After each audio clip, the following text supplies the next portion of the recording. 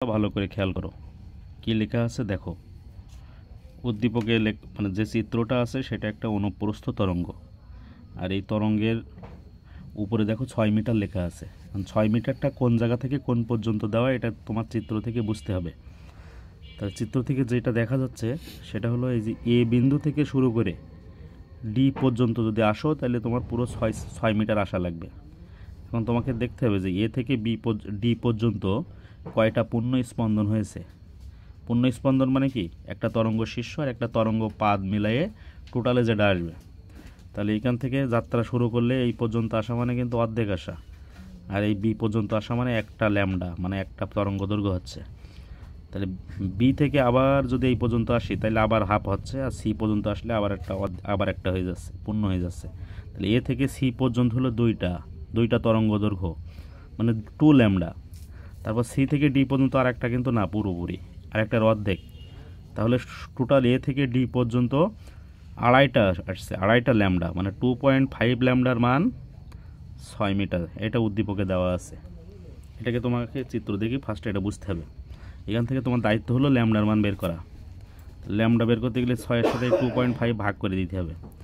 তাহলে এখানে ভাগফল কত আসছে সেটা হবে তোমার ল্যামডার মান 2.4। তাহলে এখান থেকে তুমি ল্যামডা পেয়ে গেলে 2.4 মিটার। তারপরে আবার নিচের কি লেখা আছে সেটা ভালো করে খেয়াল করো। নিচে লেখা আছে তরঙ্গটির এ থেকে সি পর্যন্ত পৌঁছাতে সময় লাগে 0.4 সেকেন্ড।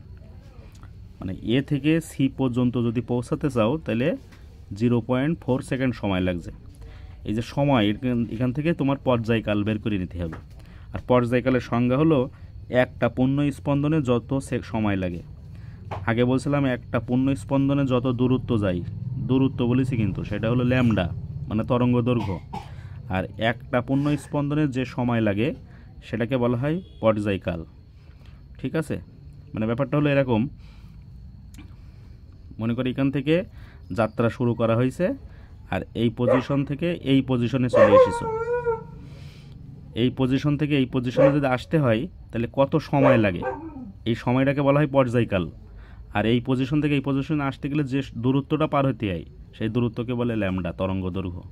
ঠিক আছে, মানে একটার সময় হলো পর্যায়কাল আর একটা দূরত্ব হলো ল্যামডা। তাহলে আমাদের এই 6 মিটার কিন্তু দূরত্বের সাথে সম্পর্কিত, এই জন্য ল্যামডা বের করা গেছে। আর এই 0.4 সেকেন্ড এটা কিন্তু সময়ের সাথে কানেক্টেড, এই জন্য এখান থেকে সময় বের করতে হবে, অর্থাৎ পর্যায়কাল বের করতে হবে। এখন 6 মিটার দেওয়া ছিল এ থেকে ডি পর্যন্ত দূরত্ব, তাই আড়াইটা হয়েছিল। আর 0.4 সেকেন্ড কিন্তু এ থেকে ডি পর্যন্ত না, এ থেকে সি পর্যন্ত। তাহলে এই ক্ষেত্রে কি আড়াইটা হবে নাকি দুইটা হবে? দুইটা পূর্ণ স্পন্দন হবে না? তাহলে দুইটার সময়কে বলা হয় দুইটা টি, তার মানে দুইটা পর্যায়কাল। তাহলে এখানে তোমার দেওয়া আছে 2টির মান হলো 0.4 সেকেন্ড। এখান থেকে শুধু টির মানটা বের করবা, যেটা হবে সেটা ভাগ হয়ে গেলে হবে 0.2 সেকেন্ড। ঠিক আছে, তাহলে এই দুইটা তথ্য তুমি পেলে। এটা দেওয়া আছে 6 মিটার থেকে এটা বের করলাম ল্যামডা, যে লেখা আছে সেই লেখা থেকে আমরা টি বের করলাম। এবার টি বের করার প্রশ্নে জিজ্ঞাসা করি তরঙ্গের কম্পাঙ্ক কত। কম্পাঙ্ক মানে এফ, আর এফ জানতে গেলে এফের সূত্র কি? এফের সূত্র হলো এফ সমান 1/t। ঠিক আছে, তাহলে এখান থেকে যদি আমরা টি মানটা বসাই দেই তাহলে 5, আর এফের একক হবে হার্জ। ঠিক আছে, এফ কম্পাঙ্কের মান আসছে 5 হার্জ। আর যদি প্রশ্নে আরও এখানে চেতো অন্য কিছু, যে তুমি যেহেতু এফ জেনে গেছো, ল্যামডা জেনে গেছো, যদি চেতো যে তরঙ্গটির বেগ কত, তাহলে বেগ মানে ভি, আর ভি বের করার সূত্র হলো এফ ল্যামডা। তাহলে এখানে তুমি এফের মান 5 জানছো, আর ল্যামডার মান 2.4, এই দুটা গুণ করে যেটা হবে সেটা আবার বেগের মান। ঠিক আছে, তো এইভাবে দেখো। ভালো থাকো সবাই, ধন্যবাদ।